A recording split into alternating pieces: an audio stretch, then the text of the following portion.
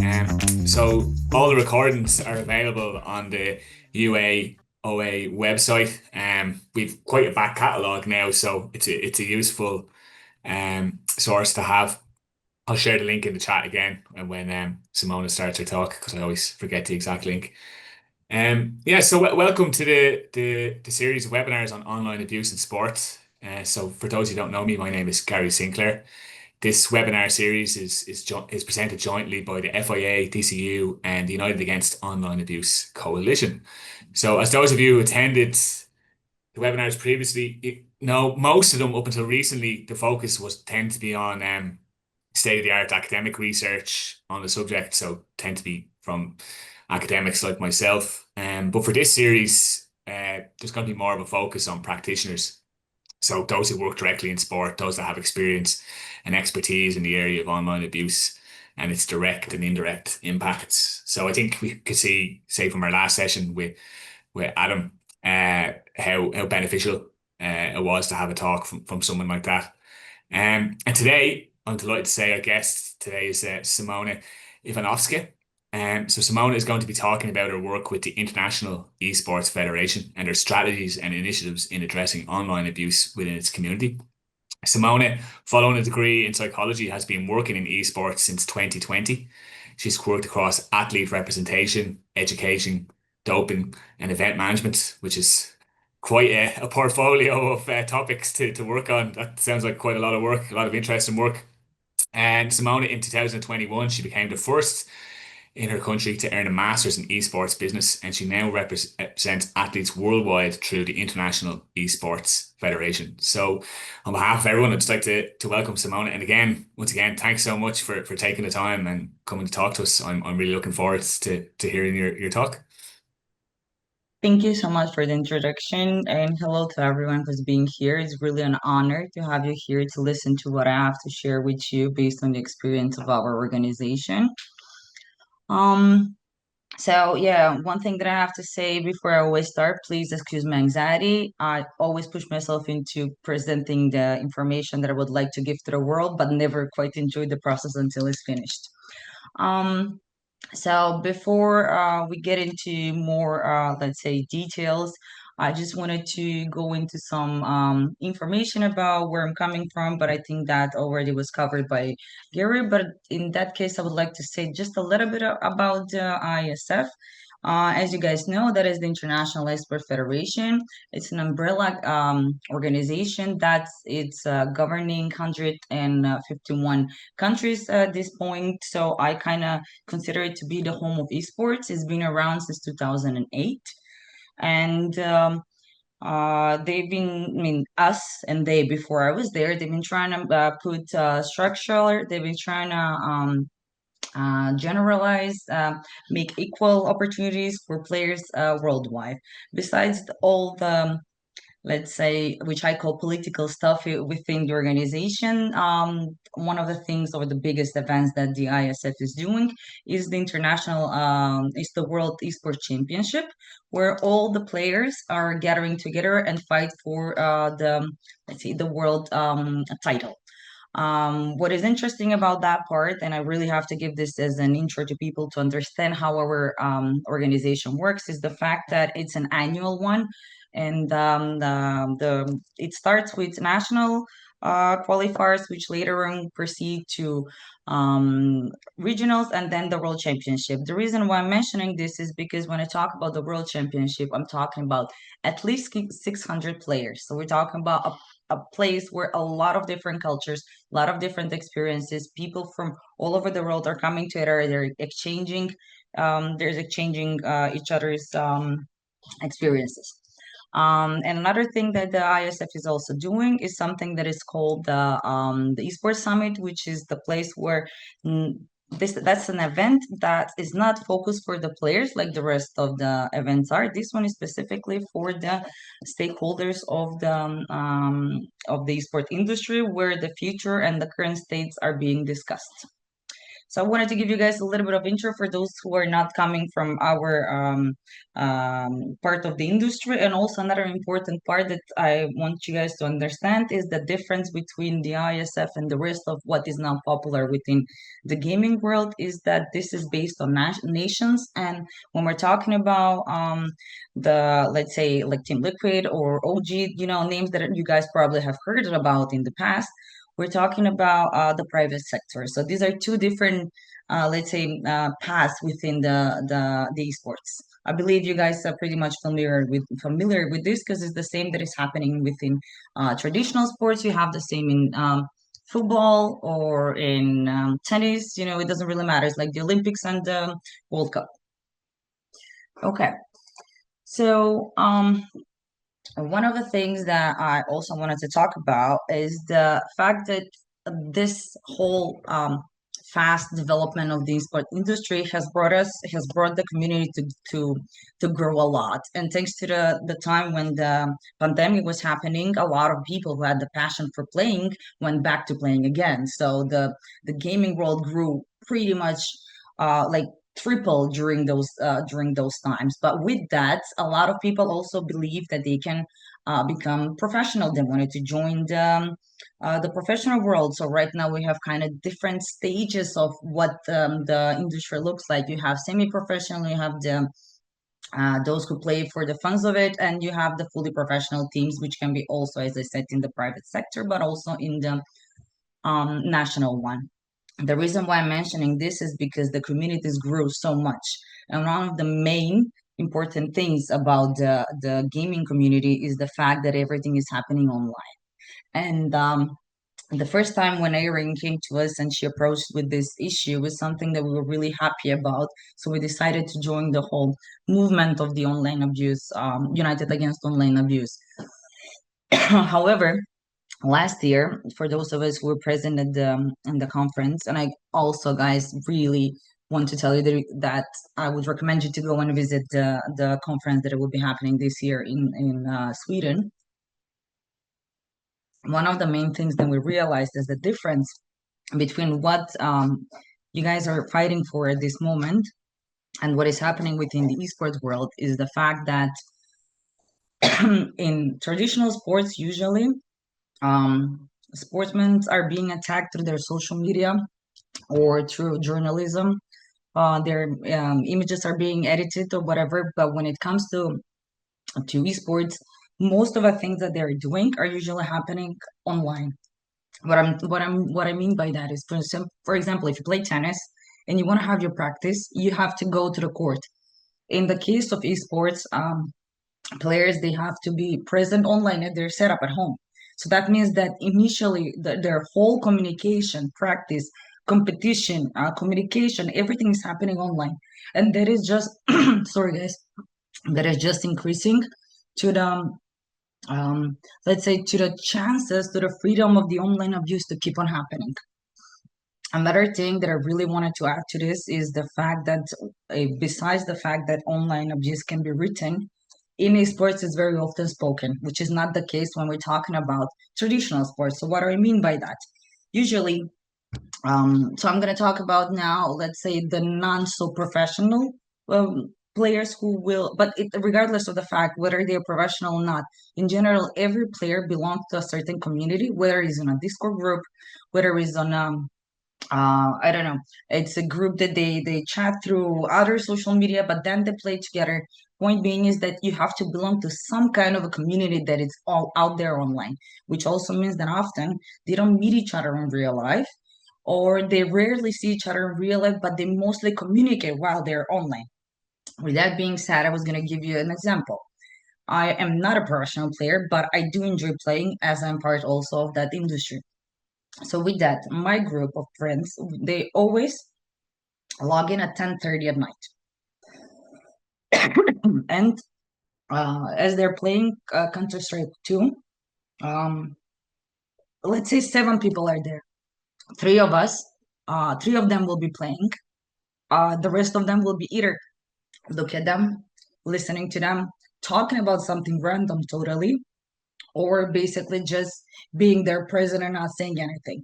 However, at the same time, as three people are playing and they're communicating between each other, how are they gonna attack or protect themselves, whatever?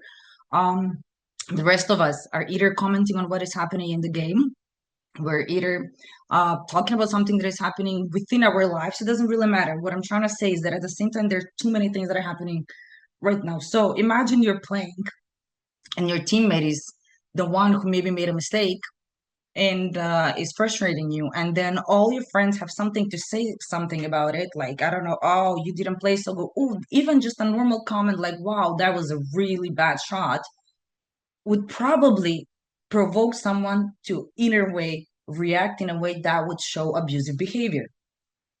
So they can lash out, they can curse at someone. I'm not saying this is normal and that it's okay, but I'm just saying that just being online present with, and then I'm telling you, this is a small group of people. Usually, when we're talking about this, the minimum is five, let's say, if we're talking about a team who's playing. Otherwise, there will be too many people who are talking at the same time, saying their, expressing their own opinion. What I was wanted to say is that it's very normal to lash out, but also when we're discussing the difference between the written abuse and the spoken abuse, as I have already said that there are two different ones within the esports industry. When you're speaking, your voice can show your intent. It can show whether you have sarcasm, whether you're being ironic. You're trying, it just adds up to the experience of whoever is experiencing the abuse. And not even necessarily someone has to be attacked at that moment, just being there. Many times, me personally, I felt frustrated by the way they talk to each other. Or back in the days when I used to play a lot, when I had more time, I would avoid playing with people who would judge me based on my gender. Like, she's a woman. Every time I would make a mistake, I would lose, even if I was the last one standing out of the team. I'm talking about team out of five. So four people are already, they've lost and I'm still standing. Then again, the mistake would be because I was a woman. And it's something that would provoke me to, let's say, play less, or actually discourage me to continue to play, or it made me look for other groups. But when I didn't find so many people to play with, then I would just again corner to not playing so much. um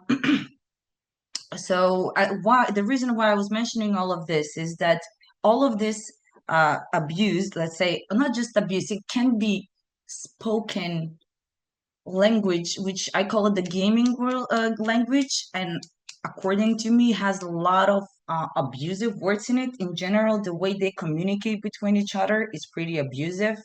Every time I would say, they would people would explain to me, no, that's just gamers. That's the way they talk to each other, calling each other noobs, calling each other bad names. I don't even want to mention those names right now as we're speaking. But the point is that it has been accepted widely that it's so normal to speak to each other in that way because it's been done throughout the years. I'm talking about even people who used to play back at the beginning of the 2000s. So even when it was not so popular, when the LAN playing, which I mean on-site playing, was just being developed. So through even if you come as a new member, imagine yourself, you're 8, you're 9, you're 10, whatever, you start playing within a Discord community and you start playing with those people and you listen to them talk to each other all the time. And that word, that language is abusive and you cannot do anything about it because if you don't accept it, it means that you're weak. If you accept it, then of course you become like one of those. There is no in between. There's very few examples where I apologize, where it has proven that there are people who have managed to avoid the toxic behavior or, like, let's say, talk back and win with it. But that those examples are very rare and are still in, let's say, in development. People are testing if it's even if we're able to change the way gamers and athletes communicate between each other. As you can see on my screen, I wanted to show you a couple of different places where this kind of abuse is happening when we're talking about mostly about the spoken abuse, but at the same time, you can also use the chat in all of these situations. So it's during their practice, it's during casual gaming, It's when they just casually hang out in their different platforms. Regardless, I'm using Discord is the most used one within the game. Each game has voice option inside, and it can also happen during competition. Not all competition is happening offsite, so often for those players who are not on, let's say, the highest level, they would play from home. You would have teams with players from all over the world. Maybe the headquarters will be in Latin America, and then the rest of the players will be in Asia. It doesn't matter. So what I'm trying, as I said at the beginning, a lot of this is happening on the in the online world.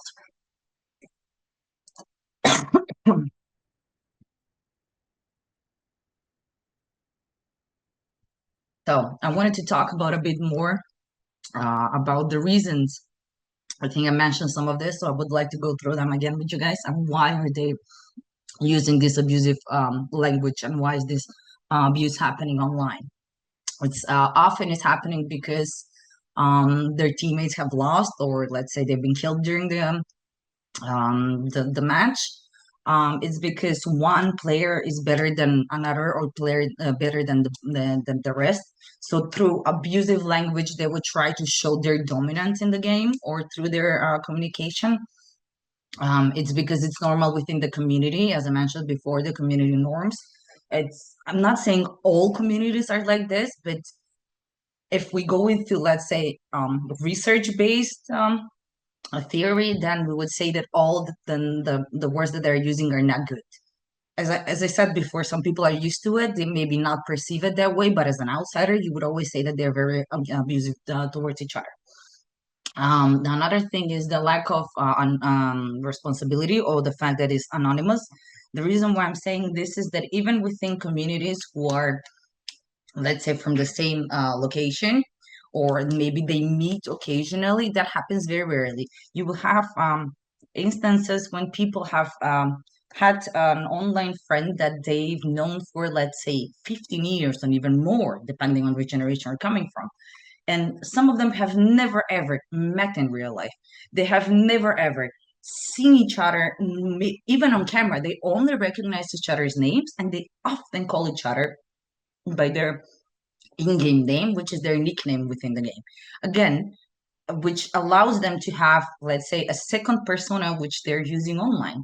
And out of my experience, all the people that I've met online, and when I've met them in real life, half of their behavior is not even similar to what they're portraying while they're, let's say, while they're connected to the voice chat.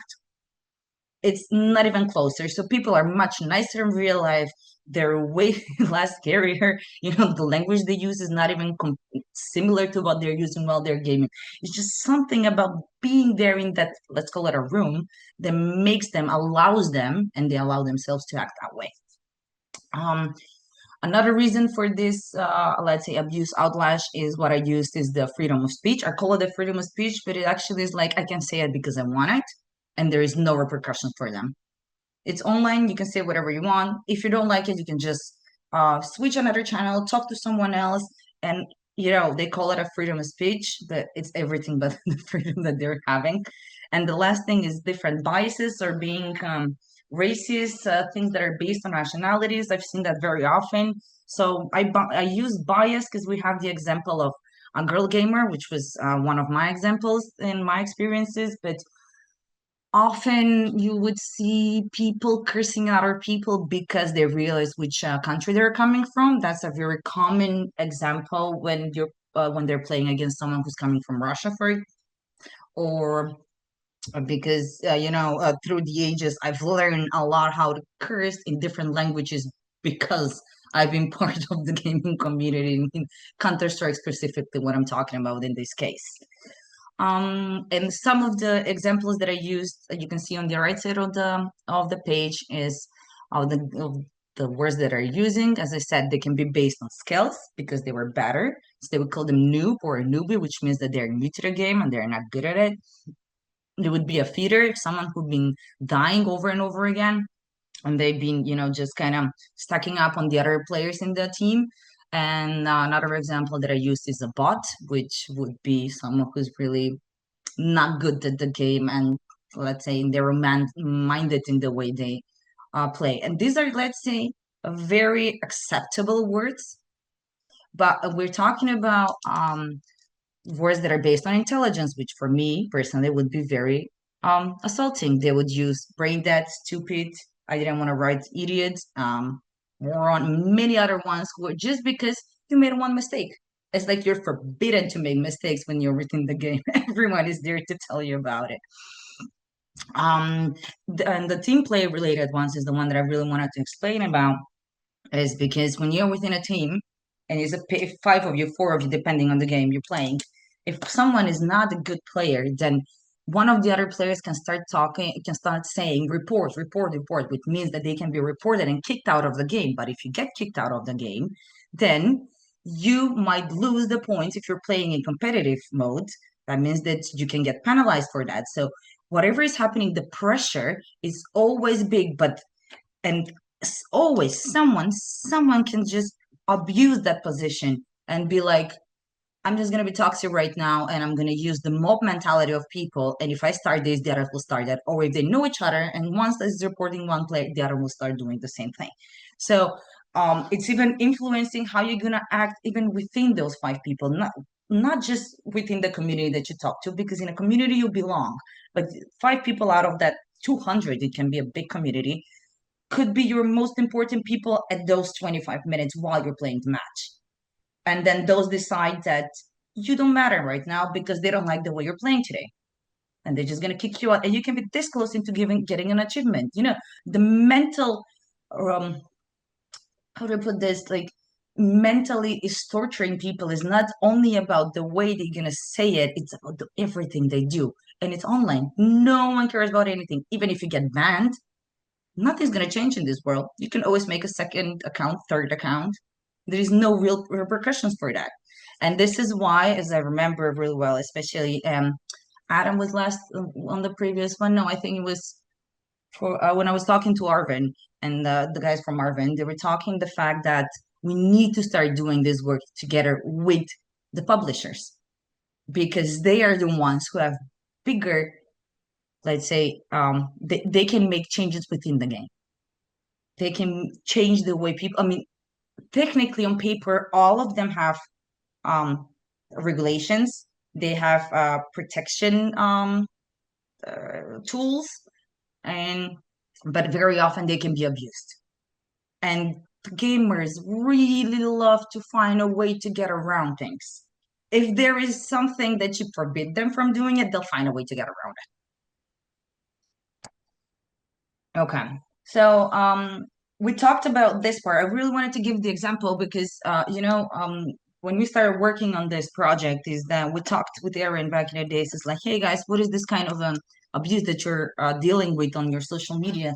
The fact, in our case, in the ISF case, we don't have a lot of online abuse on our social media. Our social media is pretty much okay. In most of the times, if there is something too specific, what we would do would probably just hide or delete it or block those people who are doing it, which I know can provoke them further on. But as it is not so frequent, we don't have a need to find extra, let's say, solutions to this issue. However, we are more focused on other things as is to what is happening when people are playing online between each other. That's competition. How people are talking to each other before and after competition within the game and on Discord. Within our Discord server, where most of our players are within, and they can get their information. And yeah, the last thing is that we also do care about what is happening within the chats on our games. So that's why the ISF have let's say created based on experiences that we had and of other examples, the code of ethics. We also have the code of conduct. Then we also have the competition regulations. That also means that each game title has a separate competition regulation and disciplinary actions and sections that are they follow with the type of behavior that has been portrayed. What I mean by that, so sections are not always the worst. It depends really on the severity of the action that has been done by the player. if someone is using, let's say, political, racist, or religious uh, based offenses, in that case, it will be a much higher sanction. Let's say they might be either kicked out of a competition, kicked out of server, or if we're talking about competition based, they might be forfeited. So, the whole team would be suffering just because of one person's action. Um, the most, I mean, based on my experience so far, the most uh, abuse I've seen is usually within the chats. So if people are yelling at a stadium while they're watching football, they're screaming at their players and screaming at them, at the judge because the referee because they did something they don't like. But they're down there, they can't hear much. In this case, there is no other place for the audience to scream. They're screaming at the chat, and usually that's either happening on Twitch or it's happening on YouTube. Twitch is the most famous one for streaming esports games matches, and the stream itself has options where you can use mechanism to directly block or delete messages with certain words. So it's, let's say, you can make a list of words that you would like to be removed the second they show up. But also, platforms like Twitch are mostly focused on one language. They're they work the best when we're talking about English. But in our case, ISF has audience worldwide. In many cases, I would have volunteered to be a moderator just to help the team. And what I would do would use the translation from the from directly so I can see the other language that they're talking about because it's so much easier. Like I can write it in my native language, many of those people will understand. So because of that, we've been trying to catch in every single way to find a solution so it doesn't stay there. First of all, because people will screenshot it and share it. Also because it's not fair for the players or for the community to read about it.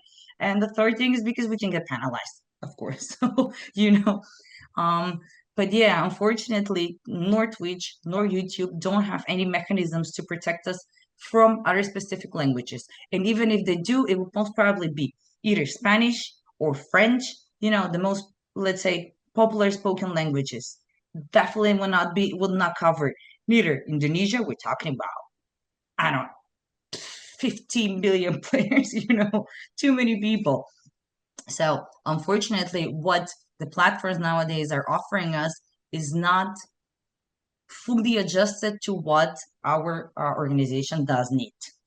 You can see, guys, here under the moderators, I've mentioned the Nightbot. That is also something that we're using within the Discord server, and that's a bot that's just cleaning things that we've ordered it to do, like spamming certain words again, racist, religious, or even curses. Um, Good. So, um, the reason why actually we were invited to come here, guys, is because we decided to try to understand what kind of abuse is the ISF community dealing with. Um, Based on the information that United Against Online Abuse has gathered so far from all the federation, we've realized that there is an issue, and not just one, quite some issues when it comes to the abuse that the players are experiences. But uh, from my point of view, I wasn't sure if we can even be able to get any information out of the gamers. First, because as I said, it's normal to them. Second, because they don't really want to talk about stuff like that. They want to talk about the games. So again, we're talking about a very specific group of people in this case. And but all the terms that have been used within the research of UIA, United Against Online Abuse, were not enough to describe all the things that are happening within the gaming world. So what we did is we just add a couple of more words just so we can get closer to them and to see if they understand what we're talking about. So the words that we used in this case, and they're in this slide, they're put within the order of the frequency that they have been chosen by the respondents. So in first place, we have flaming, which is sending threatening and abuse or rude messages to someone. And then we have trolling, which is posting comments online deliberately to upset you, which is a very common thing. I believe the memes came out from this, but that it has been chosen by the respondents. Then it's harassment, and then it's general, just using information and communication technology to make harm, to threat someone, embarrass them, or humiliate them. Then is denigration, which is posting untrue or damaging information about someone. And very important, especially as a woman, I need to say this is altering photos of someone. And guys, so far it can be very detrimental. And with the new AI technology now coming, I'm really honestly scared as to what the consequences of this can be. Then we have cyber stalking, as keeping track of someone all the time. And then we have outing, which is saying one personal information uh, online. And for me personally, I'm very happy that outing was the one that is last on the list, because for me, those are the worst case scenarios. What I mean when I say that, outing can be related also to sharing one's location, um, let's say during the day. I don't want to get into the more. I'll explain to you why I'm talking about this. If you think about traditional sports, and we had, let's say, tennis in 2000, in 1993, when Monica Seles was attacked. He was attacked because one fan was super obsessed with the opponent, which is Steffi Graf at that point, attack her, damage her career, and she had to finish with her sporting dreams. Yes, it was expected that they will be there because it's an event where they're playing on court. But the same thing can happen, and I have an example. Um, Someone who's very close to me within the community. I was at an event and a person approached me. They gave me a little present and they asked me to deliver a message, but firstly asking me where this person is. I would avoid sharing names, of course. You would understand the anonymity in this case. So what happened is, like, I was super happy. I was like, wow, look how big this person is. They have always some friends and some or fans following them around.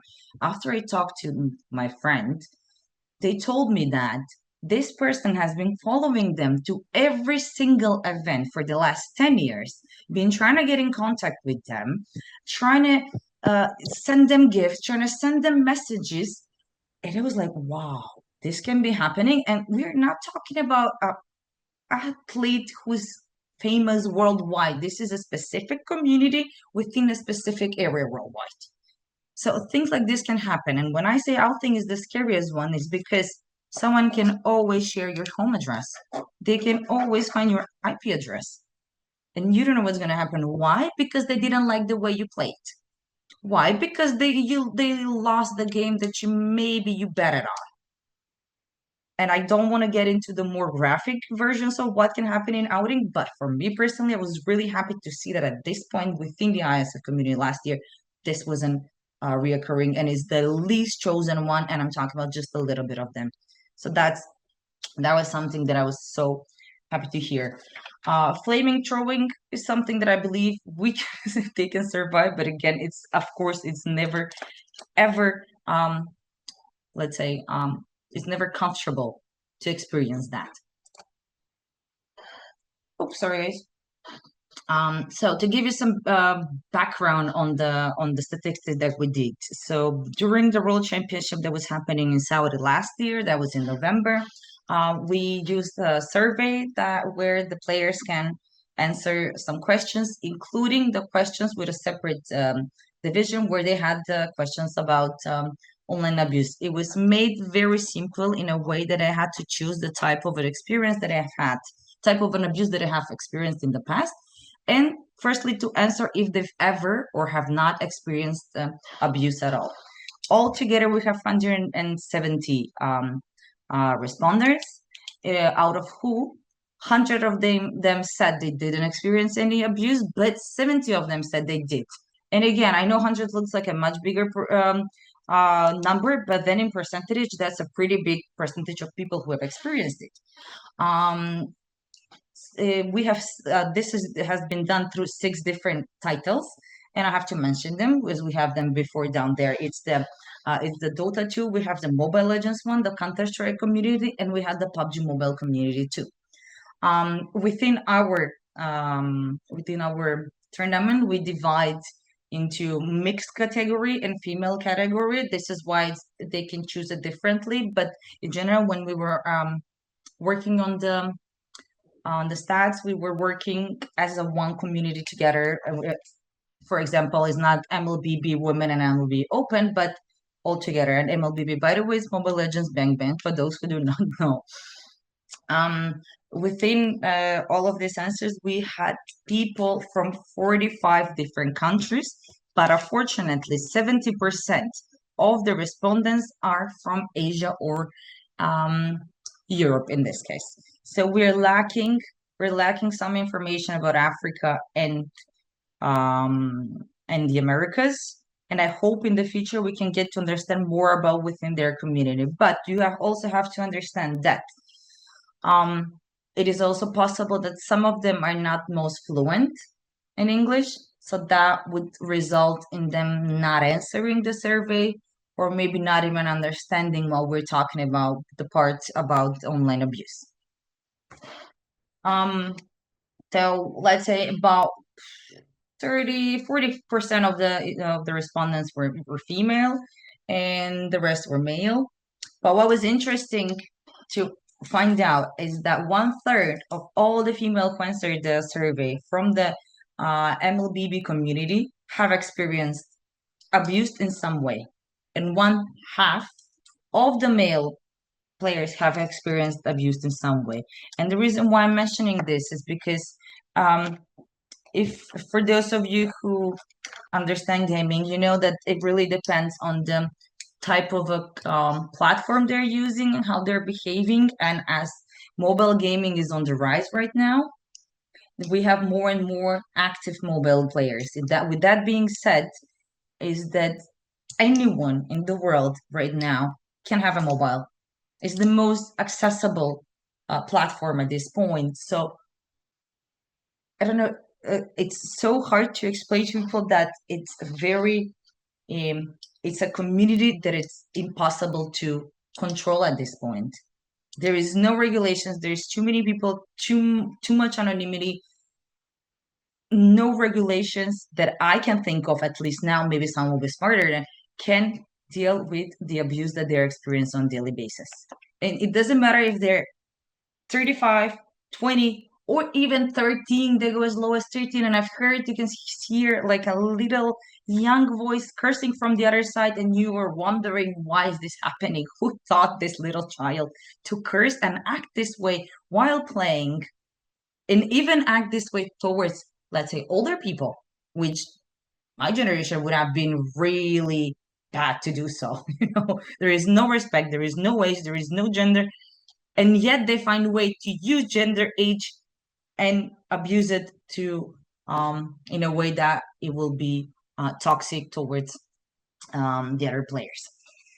Um, so another interesting thing that I wanted to share with everyone is that I was surprised that Flaming was the one that came first, but it was also cool to me because it's something that has shown that is the most how do I put this? So basically, what I did, I made a map of all the types of harassment that people are choosing, and what I realized is that very rarely is the case that one person has experienced one type of abuse. Usually, they will select two or more. In our case, would be three and above. And there were some players who had selected all the types of abuses that they have seen in this that they saw on the list. So that means that we cannot treat them as separate things. We need to think about them in a way that how they influence each other, how they provoke each other, how are they correlated, if they're connected in a way or not. But another thing that was also interesting was that out of the statistics that we saw was that some of the players who also said that they didn't experience any type of abuse, they would select the type of abuse later on as it was an option for them. So that was quite confusing to me. So that indicates two things. either they did not understand the question, maybe they thought that it was related to the tournament, not in general, even though it was specifically said, but you know how people take care or read questions. And the second thing was um is that they might not be aware that they're experiencing abuse. It's often then when I talk to players, they are not aware that they have experienced it before until you sit down and explain to them that this is what the abuse looks like. Like, oh yeah, but I understand this. Oh yeah, I have experienced this. So it definitely leaves a lot more space for us to discover and to see if what might the issue have been here. And another thing that was really interesting is that about 10, well, let's say that would be about 15% of the answers were also related to one of the choices which was called none of the above.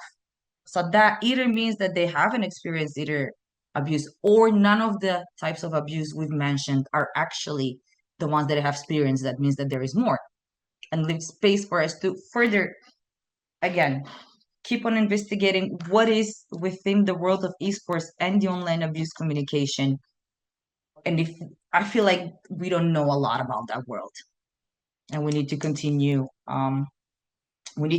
collaborating. We need to keep finding out. I want one thing that we didn't see anything specific about yet. There was not enough info data to understand if we can pinpoint it geographically in a way to say, hey, this is something you need to focus on. But we did pinpoint it on games. And as I said, so far we've noticed that the MLBB community is the one who showed that the abuse is common the most. But interestingly, the PUBG mobile community, which in the last 5 to 7 years have been known as the most toxic community, and out of experience also is working, talking to them, no respect, no how do I call it, no sportsmanship, nothing, nothing, nothing. They did not show up in this data. So it makes me think whether don't have enough information, but let's say again, there is a lot that we can do in the future. And with that, I would like to conclude the information about how ISF is dealing and what is the information the data that we have based on the research we've done. I want to use this time to let the others ask some questions if they have any. Hey, thanks, Simona. I think you can raise your hand in Zoom, or you can put the question into the chat, whatever you prefer. Yeah, Anna. Hey, hi. Thank you, I Gary. don't know. And thank you, Simona. That was a great talk. I just have a question. So, and you mentioned it on your slides, and it's certainly a problem. I think not only for sport organizations, but it's actually sort of a even a political thing that is becoming in governments to Mhm. control online abuse, and it's the freedom of speech sort of balance. And I think I just wonder how do you manage that in your own organization, especially because, as you mentioned, this is a well, electronic sport, so it's much more subject to online abuse. Within our organization, we don't really have an issue with that because interestingly for players, and now I'm going to profile them a little bit, when they have to deal with federations, and that means very often with government, something related, they start acting very politely and they're very nice. But also one of the ways how we deal with it is with the communication paths. So usually we would communicate directly to the federation or their representative, whoever is their point of contact, and then they will talk to the players. Of course, we're open to them, but to avoid miscommunication, first of all, and sharing misinformation, we go to directly channeling the information. So with that, we kind of avoid having that freedom. And all the chats are usually with, let's say, all the channels within our Discord server are with for something specifically. I mean, you would see someone, let's say, maybe trying to be like attack with a word or something, but it's never disrespectful. There is no cursing, no nothing.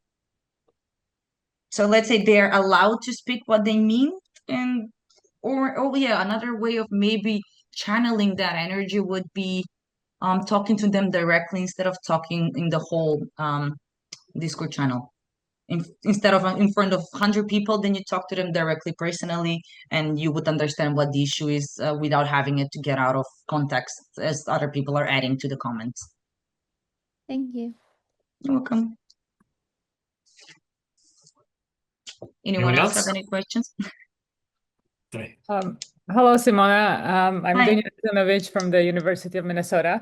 Thank you for your presentation. I'm wondering if there are any specific, you mentioned obviously the challenges, right, of addressing some of these issues. Are there any strategies that your organization has found effective, whether proactively to maybe create culture or implement certain policies that would, minimize online abuse, or if it happened, were there any perhaps actions that you were able to suggest or take that essentially resolved some of the problems? Okay, so I have a couple of things to add to this one. Let's start with the online postings because, as I explained before, for us is a bit different. Our social media personally don't have those problems, and when it comes to athletes directly having those problems, then we don't get those reports, let's say, or they are not that open to share it with us, at least not yet. But I can remember one specific situation is when we had a country from Africa playing against a country from Asia, and then the Asian community showed a lot of racism within the comments on the social media. I think it was on Facebook in this case of the Federation from Asia. So they mentioned that they're gonna have this. They announced this game and they say we're playing against this country, and then they start saying very racist things in the comments. So what happened is the delegate from the first country from Africa came to us. They complained because, and I said us as the athletes committee because we deal directly with the players, and this is players, other players reading these comments as well. So what we did is uh, we got to the delegate from the Asian Federation, talked to them. They come together. They had a meeting. They discussed it. The Asian Federation came out with an official announcement that they don't support. They deleted all the comments, and what else? And yeah, of course, we made a report about it, but it wasn't so serious because we managed to get them to talk to each other very quickly as it was happening on an online event. Um, Again, social media first is not an issue in that way, but when it comes to online abuse, again, I said we put all those rules within the Discord channel, like code of contact, code of ethics, the way you should be acting, and through the years, after people being penalized in one way or another. So they could be, as I said, they can be kicked out, they can be forfeit, they can be banned. We've had situations where they had to be banned, but have in mind that I have been in the ISF for half a decade. So, I can remember all the things, but I think that in the last 2 years, we've been pretty successful with having all these regulations that the players are respecting. And I've seen also when people who have been coming in previous years to be scolding other players who are new, say like this is not something you should be doing. So I guess that, and it was never, let's say, we were never too harsh when it comes to penalizing players. But yes, it can result in them being banned, it can result in them being kicked out for a team. Sometimes the federation themselves are taking care of this, so we don't usually are the ones who firstly react. Usually the federation is responsible for the actions of their of their players. And so it's mixed, but through experience, to be honest, is us just putting those regulations. If you want me, I can find you guys the regulations that we have and maybe share it with you. I don't know if this answers your question, but if you have, okay, perfect. There's a question in the chat there, Simona from Paolo. Sorry, I Um, have not been looking at yeah, the. I can read it for you. So he's asking, how do you understand taunts and elements that are already part of the game in order for it to reflect the toxic behavior that is part of it? Or is it an incentive? So he gives the example of audios or dances that can be sent to other players that is made to provoke. So I think he's asking about that kind of tension about what's Yeah, part of the game and what's defined as abuse. I mean, it's pretty clear to those who come from the community as to what it means to provoke someone. And again, it also has to do a lot with the way you're saying something. We've had cases, let's say, so basically, to be able to know what is happening, we're always being in a present within their communication channels.